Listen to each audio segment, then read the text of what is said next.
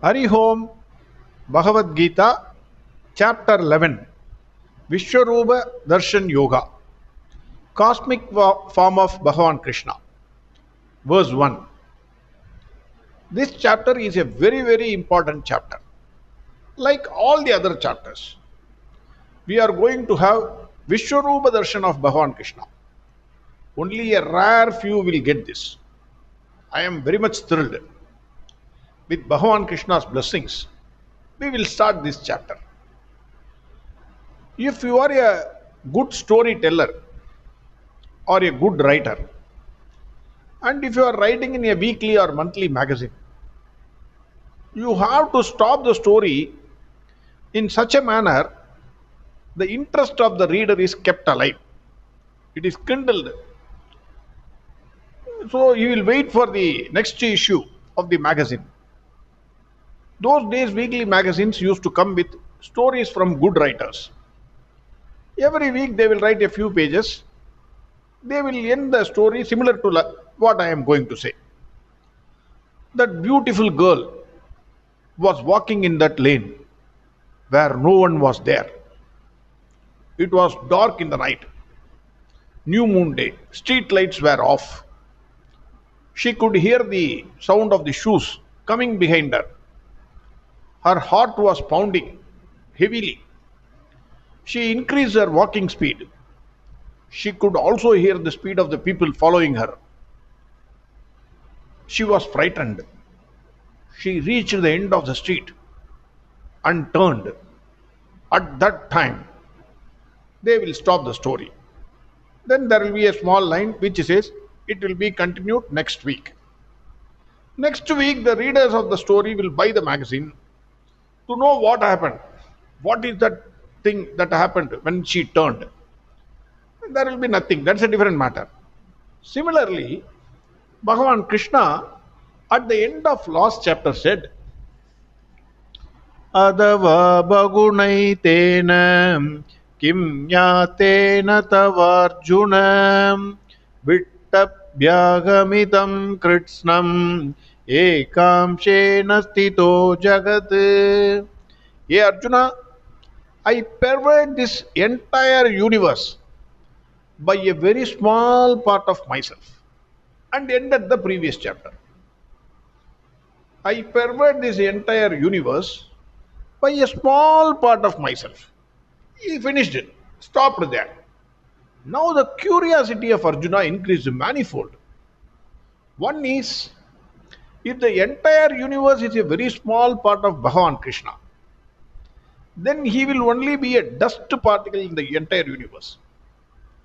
What would be his position in the whole of Bhagavan Krishna? Suppose when you sit in an aeroplane,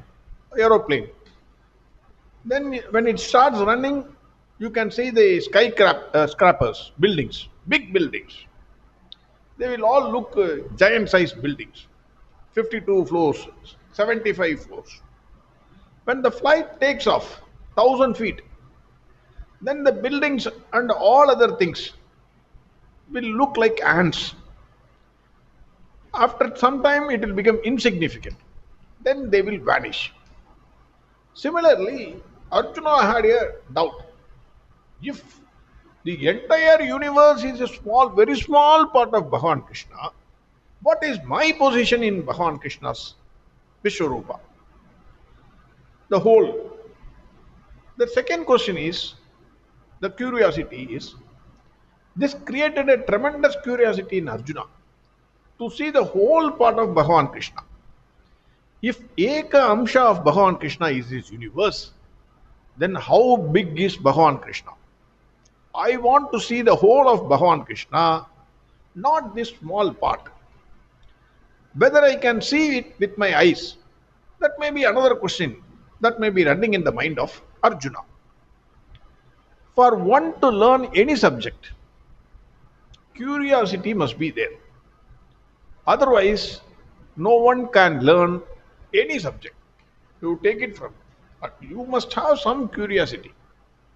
Have you ever thought why children learn much faster than us? It is only curiosity. As the age increases, curiosity levels decreases. Learning becomes slower, or we are not interested in learning at all. Now, Bhagavan Krishna also kept his curiosity alive. Arjuna also caught that point. Immediately, its curiosity levels increased tremendously. Verse 1. Arjun उवाच मदनुग्रहाय परमं गुह्यमध्यात्मसंहितं यत्त्वयोक्तं वचस्तेन मोहोऽयं विगतो मम. Now, Arjuna says, Mad anugrahaya paramam gugyam. That is, Hey Krishna, you have blessed me with the greatest secret. The greatest secret you have given. Adhyatma samhitam. That is the knowledge about the self. Tattvayoktam vachastena. After hearing your words, after hearing your sweet words, mohoyam vigato mama. My delusion has ended. My moha, my delusion, it has completely finished. What are the delusions of Arjuna that he might have had? I think the following may be his delusions, which ended. 1. He thought that his name and fame belonged to him, because at that time Arjuna was a greatest hero. Now probably he must have understood that all the fame, all the glories belong to Bhagavan Krishna. Point number 1. Point number 2. He might have understood that without the presence of Bhagavan Krishna, nothing, whether movable or immovable, can survive. Another delusion that has gone. Third, you may be Vyasa, you may be Kapila, you may be Narada, you may be Indra, you may be Einstein, you may be Ramanujam, the maths expert. Without the presence of Bhagavan Krishna, you are a dead body. Bhagavan Krishna is in the heart of all the beings. This also he must have understood. Fourth point.